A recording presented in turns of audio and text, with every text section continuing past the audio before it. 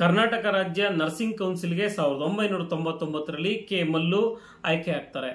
2007ಕ್ಕೆ ಅವರು ಟ್ಯೂಟರ್ ಆಗಿ ಪದೋನ್ನತಿಯನ್ನು ಹೊಂದುತ್ತಾರೆ. ಆದರೆ 2008ರಿಂದ 2010ರವರೆಗೂ ಇವರು ಮಾರುತಿ ಕಾಲೇಜ್ ಆಫ್ ನರ್ಸಿಂಗ್ ಅಲ್ಲಿ MSc ವ್ಯಾಸಂಗವನ್ನು ಮಾಡ್ತಾರೆ. ಈ 2 ವರ್ಷಗಳ ಕಾಲ ವ್ಯಾಸಂಗ ಮಾಡೋದಿಕ್ಕೆ ಇಲಾಖೆಯ ಯಾವುದೇ ಅನುಮತಿಯನ್ನು ಪಡೆದಿರೋದಿಲ್ಲ, ಹಾಗೆ ಸರ್ಕಾರದ ಸಹ ಯಾವುದೇ ಅನುಮತಿಯನ್ನ ಪಡೆದಿರೋದಿಲ್ಲ. ಕಿದ್ವಾಯಿ ಸ್ಮಾರಕ ಗಂತಿ ಸಂಸ್ಥೆಯಿಂದ ಯಾವುದೇ ಅನುಮತಿಯನ್ನ ಪಡೆಯದೆ ಇವರು ಟ್ಯೂಟರ್ ಆಗಿ 5 ವರ್ಷಗಳ ಕಾಲ ಅಲ್ಲೇ ಕೆಲಸ ಮಾಡಬೇಕಾಗಿರ್ತದೆ.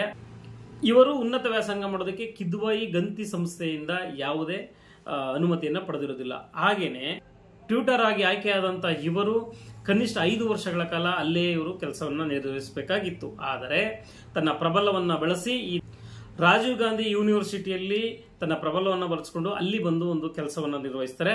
ಅಡ್ಮಿನ್ ಆಗಿ ಕೆಲಸ ನಿರ್ವಹಿಸಿದಂತ ಇವರನ್ನ ಮತ್ತೆ ಕಿದ್ವಾಯಿ ಗಂತಿ ಸಂಸ್ಥೆ ವಾಪಸ್ಸು ಮಾತೃ ಇಲಾಖೆಗೆ ಬರುವಂತೆ ಪತ್ರ ಬರೆದ್ರು ಸಹ ಈತ ಬಂದಿರೋದಿಲ್ಲ.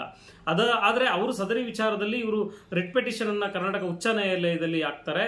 ಅಲ್ಲಿ ಉಚ್ಚ ನ್ಯಾಯಾಲಯ ಈತನ್ನ ಮತ್ತೆ ವಾಪಸ್ಸು ಮಾತೃ ಇಲಾಖೆಗೆ ಬಂದು ಕರ್ತವ್ಯ ನಿರ್ವಹಿಸಬೇಕು ಅಂತ ಹೇಳಿ ಸರ್ಕಾರಕ್ಕೆ 2 ಲಕ್ಷ ದಂಡವನ್ನು ಸಹ ವಿಧಿಸ್ತಾರೆ. ಆದ್ರೆ ಈತ ಕರ್ನಾಟಕ ಉಚ್ಚ ನ್ಯಾಯಾಲಯದ ಆದೇಶವನ್ನು ಸಹ ಧಿಕ್ಕರಿಸಿ ತನ್ನ ಪ್ರಬಲವನ್ನ ಬಳಸಿಕೊಂಡು ಮತ್ತೆ ವಿಧಾನಸೌಧ ವಿಕಾಸಸೌಧದಲ್ಲಿರುವಂತಹ ಹಲವು ರಾಜಕಾರಣಿಗಳ ಬಳಿ ನಾನು ಕೋಟಿ ರೂಪಾಯಿ ಹಣವನ್ನ ಕೊಡ್ತೀನಿ, ನನಗೆ ಇನ್ನೂ ಉನ್ನತವಾದ ಹುದ್ದೆಯನ್ನ ಕೊಡಿ ಅಂತ ಹೇಳಿ ದುಂಬಾಲು ಬಿದ್ದಿರೋದಾದ್ರೂ ಯಾಕೆ?